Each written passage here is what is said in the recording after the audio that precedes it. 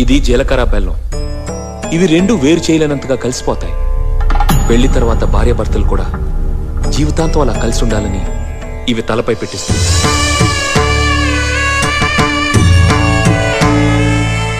ఇది మంగళసూత్రం.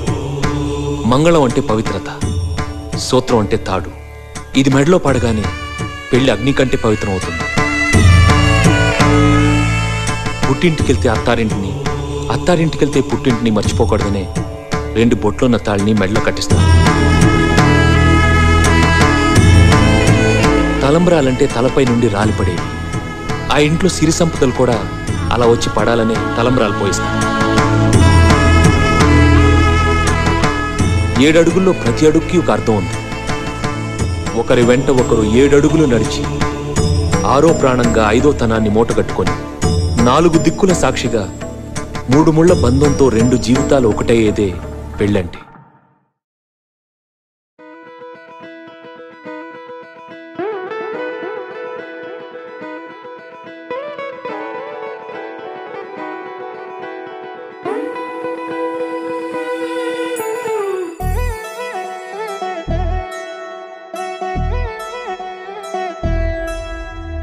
ధమకు ధమాధమారి చమకు చమా చమ్మారి ముస్తాబై ఉన్నా మరి అలరగొట్టై కచేరి. చిటికెను వేస్తోంది కొనుకు చెడిన కుమారి, చిటికెను వేలిస్తే చివరి వరకు షికారి. ఎన్నో పొదలెనక ఎంతో పదిలముగా ఒదిగిన పుప్పొడి నీకిప్పుడు అప్పగించా. కళ్యాణి వచ్చా వచ్చా వచ్చ కళ్యాణి తెచ్చా తెచ్చా సింగారి చెయ్యందించా ఏనుగమ్మారి సిద్ధం ఉంచా.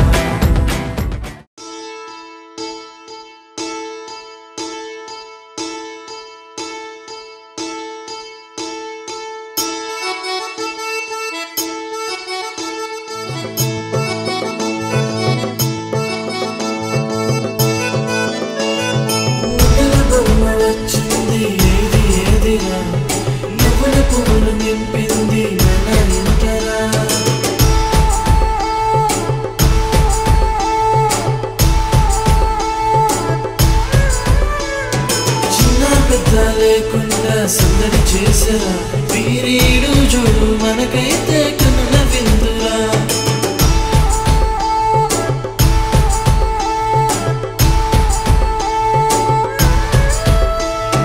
ఉత్తర బొమ్మ వచ్చింది ఏది ఏదిరా, నువ్వుల పువ్వులు నింపింది మన ఇంటరా. చిన్న పెద్ద లేకుండా సందడి చేసరా వీరీడు చూడు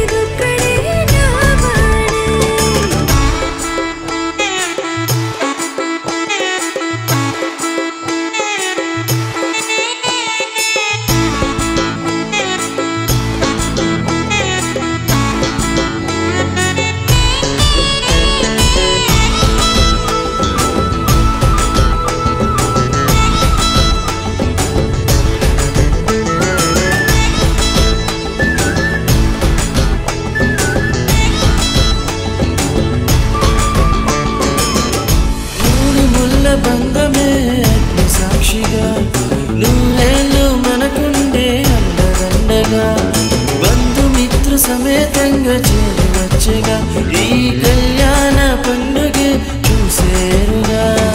నా సఖిరే నా ప్రాణమే నూరేళ్ళు నాతోనే అది చాలే. నా మదిలో నా హృదిలో నిలుచుండేదొక్కరే అది నువ్వే.